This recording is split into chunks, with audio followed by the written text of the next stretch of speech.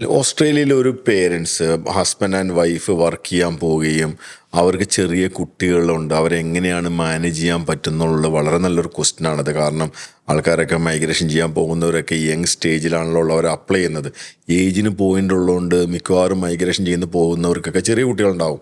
അപ്പോൾ ഓസ്ട്രേലിയയിലെ ഒരു കൾച്ചർ അനുസരിച്ച് രണ്ട് പേരും ഹസ്ബൻഡ് ആൻഡ് വൈഫ് വർക്ക് ചെയ്യാൻ പോവുകയാണെങ്കിൽ ചൈൽഡ് കെയറുകളുണ്ട്.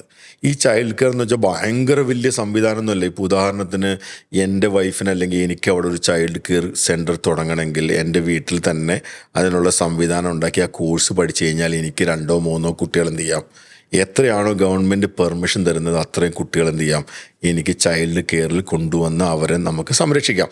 അതിന് മണിക്കൂറിന് നമുക്ക് പൈസയും ഈടാക്കാം. ഈ ചൈൽഡ് കെയറിൽ എന്ത് ചെയ്യുമെന്ന് വെച്ച് കഴിഞ്ഞാൽ ഈ പേരൻസിൻ്റെ കയ്യിൽ നിന്ന്, വർക്കിന് പോകുന്ന പേരൻസിൻ്റെ കയ്യിൽ നിന്നും കുറച്ച് പൈസ ഇടിക്കും, സർക്കാർ ഒരു സപ്പോർട്ടും ചെയ്യും. അതായത് ഓസ്ട്രേലിയൻ ഗവൺമെൻറ് ഒരു സപ്പോർട്ടും ചെയ്യും. അപ്പോൾ അവർക്ക് ജോലിക്ക് വളരെ നല്ല രീതിയിൽ വളരെ സമാധാനത്തോടുകൂടി ജോലിക്ക് പോകാൻ പറ്റും.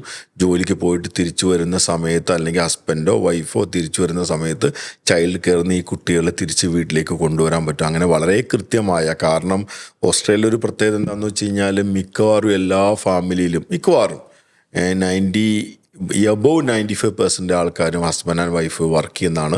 അപ്പോൾ അതിനുള്ള സംവിധാനം വളരെ കൃത്യമായിട്ട് അവിടെ ഗവൺമെൻറ് ചെയ്തു വെച്ചിട്ടുണ്ട്.